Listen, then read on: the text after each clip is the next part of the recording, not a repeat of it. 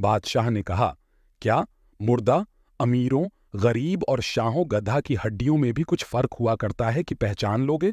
बहलोल ने कहा, फिर 4 दिन की झूठी नमुद पर बड़े लोग मगरूर होकर गरीबों को हकीर क्यों समझते हैं? अस्सलामु अलैकुम दोस्तों, आप सभी का हमारे नोटबुक लाइफ यूट्यूब चैनल में तहे दिल से खुश आमदीद हैं। हजरत बहलोल। बहलोल का असल नाम वहाब बिन अमरो है। बहलोल से मुराद अमूमन उस शख्स को माना जाता है जिसने दीवानगी का मखू बदल दिया और दानिश बुरहानी के माना समझाए। अगर तारीख पर गौर किया जाए तो हलोल बह वाहिद दीवाना है जो दानाए राज है, और वह तन्हा उल्फत करने वाला है जो दानिशमंदों को भी हिकमत सिखाता है। उसने एक ऐसी अनोखी रास्ता चुनी थी जिसको कोई आज तक कदमों से पैमाल नहीं कर सका। बहलोल के माना हंसमुख, सच्चे और हाजिर जवाब लोगों के लिए इस्तेमाल होता है, लेकिन आम बोलचाल में बहलोल का लफ्ज़ मुस्तफ़ा मिल है, इसलिए हम भी बहलोल ही के लफ्ज़ को इस्तेमाल करेंगे। बहलोल की इन्हीं खूबियों ने इसका असल नाम फरामोश करवा दिया। वह हर जगह बहलोल ही कहलाता था। जिस तरह वह अपने दौर में एक मकबूल शख्सियत था, इसी तरह हर दौर में वह एक पसंदीदा किरदार रहा है। इसकी हिकायात दिलचस्पी और शौक से कहीं और सुनी जाती हैं। और जाए विलादत कूफा बयान की गई है। बहलोल के समय विलादत और सने वफ़ात के बारे में कोई हथनी तारीख मालूम नहीं है। वह बगदाद के सरवतमंद घराने से ताल्लुक़ रखता था। बाज रिवायात ने उसे हारून रशीद का करीबी रिश्तेदार और बरादरी मादरी लिखा गया है। बहलोल इमाम जाफर सादिक अलैहिस्सलाम के शागिर्दों में से था। उसने उनके फर्जंद इमाम मूसा काजिम अलैहिस्सलाम का ज़माना भी देखा था। हाजी नूरुल्लाह शास्त्री रहमतुल्लाह अलैह के बकौल वह हारून रशीद के अहद के दानिश बंदों में से गुजरा है जो किसी मसले हद के तहत दीवाना बन गया था। बहलोल की दीवानगी के बारे में 2 रिवायात मशहूर हैं। यह भी मारूफ है कि उसने इमाम मूसा काजिम अलैहिस्सलाम की हिदायत पर दीवानगी का लबादा ओढ़ लिया था।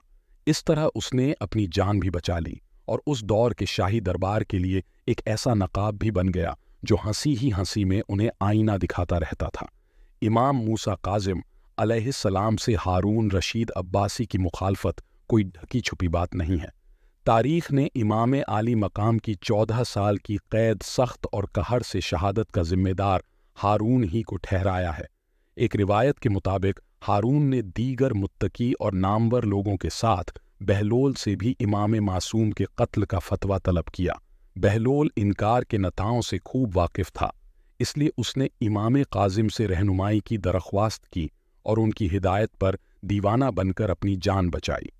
इस बारे में दूसरी रिवायत यह है कि बहलोल का जुर्म आले मोहम्मद से अकीदत और इरादतमंदी था, जो हारून के दौर में काबिल गर्दन नदनीय जुर्म करार पाया था। जब बहलोल को पता चला कि उसे अन करीब गिरफ्तार करके कत्ल कर दिया जाएगा, तो उसने अपने साथियों के हमराह इमाम मासूम से कैद खाने में राब्ता किया। हालात ज़माना के पेशे नज़र इमाम मूसा काजिम अलैहिस्सलाम ने उसके सवाल का जवाब सिर्फ एक हर्फ जीन की सूरत में दिया, जिससे बहलोल पर जुनून के माना मुंतशिर हुए। वक्त और हालात के तकाजे को समझते हुए उसने एक ऐसी पूरी हिकमत दीवानगी इख्तियार कर ली जिसे उस दौर की चलती फिरती आवाज़ कहा जाए तो बेजा न होगा। बहलोल जुर्रत तो बेबाकी, हक गोई और मजलूमों की हिमायत का अलंबरदार था। वह उस दौर में बादशाह पर खुले बंदों तकरीर करता था जब कोई बादशाह के खिलाफ जबान खोलने का तसव्वुर भी नहीं कर सकता था। उसकी दानिश, मंदी और जहान ने कभी इसका मौका नहीं दिया कि उसके लफ्ज़ पर गिरफ्त की जा सकती। बहलोल के हालात ज़िंदगी तो दस्तयाब नहीं है, लेकिन उसकी शिकायत के मुतालबा से जो हाल उभरते हैं वह एक गैर मामूली, ज़हीन, दानिशमंद और तबाह शख्स की निशानदेही करते हैं। वह हकीकी मायनों में एक खुदा रसीदा आलिम और न गाए रोज़गार था। वह बेहतरीन हिस्से मिजाज रखता था। उस दौर के हालात और मशरत पर उसकी गहरी निगाह थी। वह एक हैरत अंगेज शगुफ्ता दस्तगीर के साथ अपनी दीवानगी का भरम रखता था और दीवानी बात भी नहीं कहता था।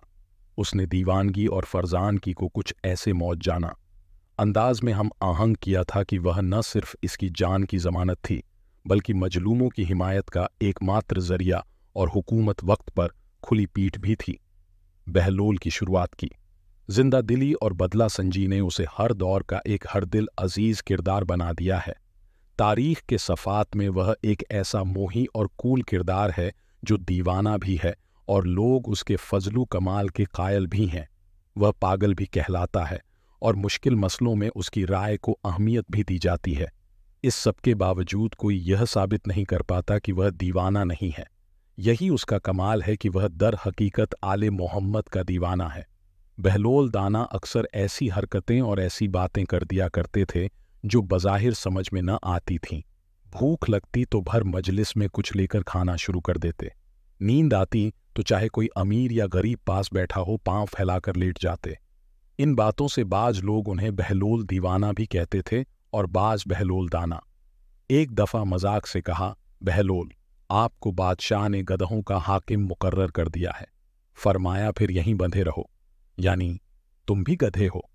एक मर्तबा किसी ने कहा, बहलोल, बादशाह ने तुम्हें पागलों की मर्दनशुमारी का हुक्म दिया है। फरमाया, इसके लिए तो एक दफ्तर दारकार होगा, और हां, अगर दाना गिनने का हुक्म हो तो वह तो उंगलियों पर गिने जा सकते हैं। एक दिन आप बादशाह के पास गए जो उस वक्त कुछ सोच रहा था। आपने पूछा, सोचते क्या हो? उसने कहा, मैं इस वक्त दुनिया की बेवफाई पर गौर कर रहा हूं कि इस बेवफा ने किसी से भी वफा न की। आपने फरमाया, अगर दुनिया वफादार होती तो तुम आज बादशाह क्यों कर बन सकते। बस इस किस्से को जाने दो और कुछ और सोचो। एक दफा बारिश की कसरत से अक्सर कब्रों में ऐसे शराफ पर गए कि मुर्दों की हड्डियां और खोपरियां नजर आने लगीं। बहलोल कब्रिस्तान में चंद खोपडिढ़ियां सामने रखे देख रहे थे कि इत्तेफाकन बादशाह की सवारी भी आ निकली। उसने बहलोल को इस शगल में मसरूफ देखकर पूछा, बहलोल, ये क्या देख रहे हो? आपने फरमाया, तुम्हारा और मेरा दोनों का बाप मर चुका है। मैं अब यह देख रहा हूं कि तुम्हारे बाप की खोपरी कौन सी है और मेरे बाप की कौन सी। बादशाह ने कहा, क्या मुर्दा अमीरों, गरीब और शाहों गधा की हड्डियों में भी कुछ फर्क हुआ करता है कि पहचान लोगे? बहलोल ने कहा, फिर 4 दिन की झूठी नमुद पर बड़े लोग मगरूर होकर गरीबों को हकीर क्यों समझते हैं? बादशाह यह बात सुनकर कायल हो गया और उस दिन से हलीमा इख्तियार की बहलोल, वह बुरा आदमी जो दुनिया को न समझता हो, जाहिर हुआ। उसने बादशाह के दिल में सच्चाई का बीज बो दिया। मेरे साथियों, आप सभी का बहुत बहुत शुक्रिया वीडियो को पूरा देखने के लिए। वीडियो पसंद आया है तो चैनल को सब्सक्राइब, लाइक एंड शेयर करना ना भूलें।